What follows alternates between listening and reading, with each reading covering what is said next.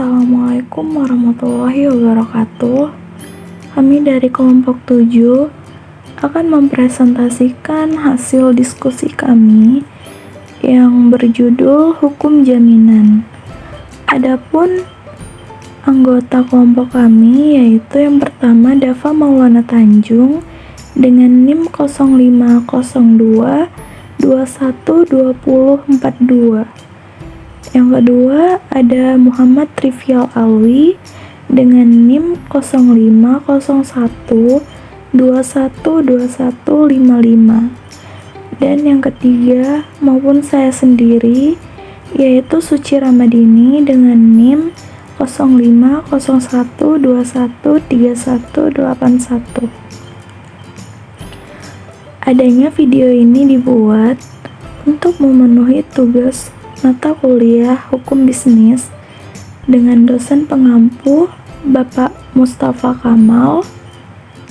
Langsung saja, di dalam hukum jaminan ini terdapat yang pertama istilah dan pengertian hukum jaminan.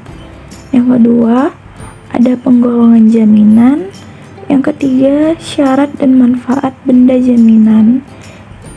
Dan yang keempat, sifat perjanjian jaminan. Langsung saja, saya sebagai pemateri pertama akan membacakan istilah dan pengertian hukum jaminan.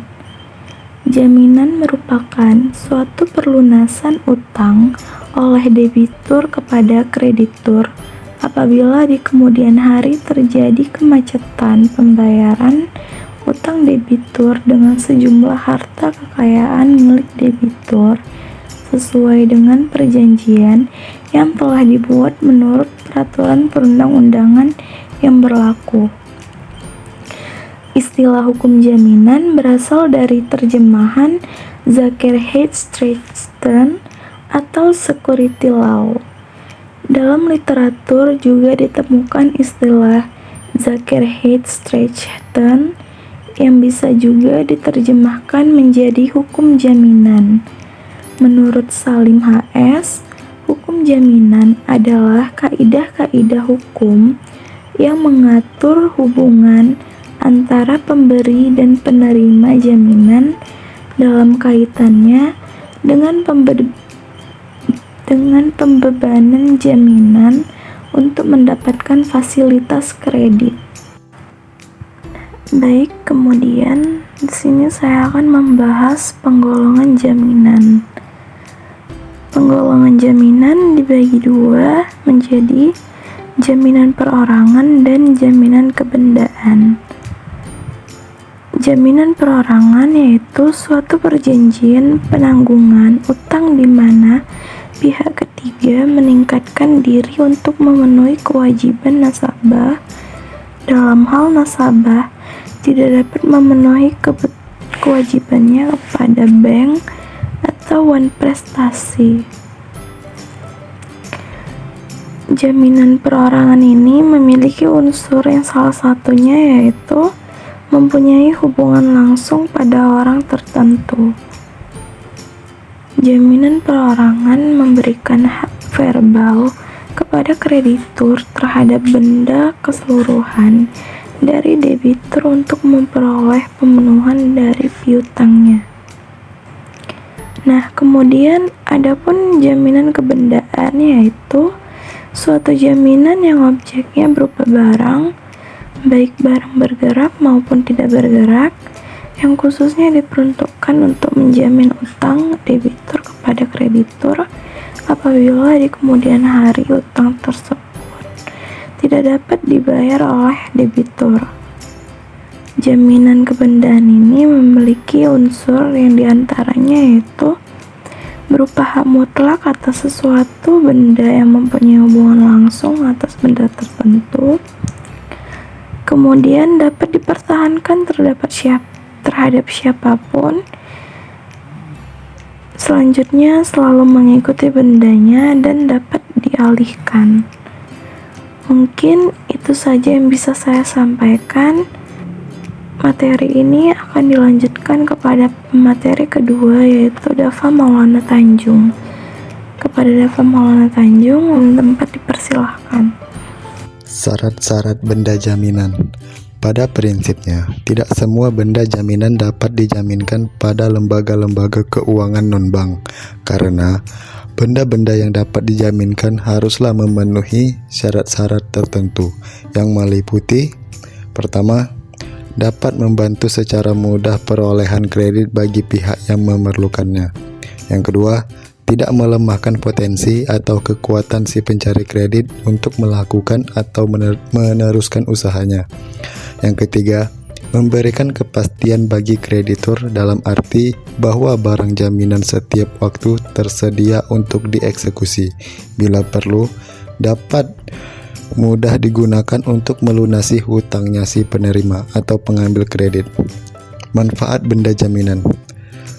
Jaminan mempunyai kedudukan dan manfaat yang sangat penting dalam menunjang pembangunan ekonomi, karena keadaan lembaga ini dapat memberikan manfaat bagi kreditur dan debitur.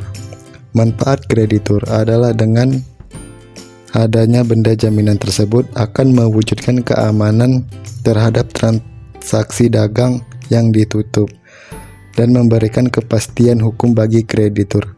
Sedangkan manfaat bagi debitur adalah dengan adanya benda jaminan itu dapat memperoleh fasilitas kredit dan lembaga keuangan atau lembaga pembayaran, sehingga tidak khawatir dalam mengembangkan usahanya.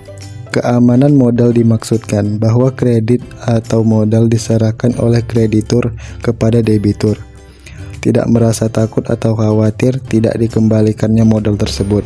Memberikan kepastian hukum adalah memberikan kepastian bagi pihak kreditur dan debitur. Kepastian bagi kreditur adalah kepastian untuk menerima pengembalian pokok kredit dan bunga dari debitur, sedangkan bagi debitur adalah kepastian untuk mengembalikan pokok kredit dan bunga yang ditentukan. Selain itu, bagi debitur adalah kepastian dalam berusaha, karena dengan modal yang dimilikinya dapat mengembangkan bisnisnya lebih lanjut. Terima kasih kepada Dava Maulana Tanjung. Kemudian materi ini akan dilanjutkan oleh Muhammad Trivial Alwi. Kepada Muhammad Trivial Alwi, waktu dan tempat dipersilahkan. Sifat perjanjian jaminan. Menurut Haji Salim HS bahwa pada dasarnya perjanjian kebendaan dapat dibedakan menjadi dua macam, yaitu perjanjian pokok, yaitu yang pertama perjanjian pokok, yaitu perjanjian untuk mendapatkan fasilitas kredit dari lembaga perbankan atau lembaga keuangan non-bank. Contoh perjanjian pokok adalah perjanjian kredit bank. Yang kedua, perjanjian aksesorir atau tambahan, yaitu perjanjian yang bersifat tambahan dan dikaitkan dengan perjanjian pokok. Contohnya adalah perjanjian gadai, hak tanggungan, dan fidusia. Kesimpulan, dalam perspektif hukum kebendaan, lembaga hak jaminan merupakan hak kebendaan, yaitu hak kebendaan yang memberikan jaminan dan dengan sendirinya pengaturannya terhadap di dalam buku bab 2 KUH, Kitab Undang-Undang Hukum Perdata. Apabila memiliki sistematika KUH Perdata, terkesan hukum jaminan hanya merupakan jaminan kebendaan saja. Berhubung pengaturan terdapat dalam buku bab 2 KUH Perdata, padahal di samping jaminan kebendaan dikenal pula jaminan perseorangan yang pengaturannya terdapat dalam buku bab 3 KUH Perdata. Ada beberapa prinsip yang berlaku atau menjadi dasar bagi hukum jaminan, seperti pada gadai, hipotek, hak tanggungan, dan fidusia. Prinsip-prinsip hukum jaminan dalam undang-undang hak tanggungan adalah prinsip absolut mutlak, prinsip droit de suite, prinsip droit de préférence, prinsip spesialitas, dan prinsip publilitas. Terima kasih atas pemaparannya untuk Muhammad Trivial Alwi. Setelah selesai pemaparan materi ini, maka berakhirlah presentasi dari kelompok kami. Jika ada kesalahan kata yang tidak sengaja, kami memohon maaf. Wabillahi taufiq wal hidayah. Assalamualaikum warahmatullahi wabarakatuh.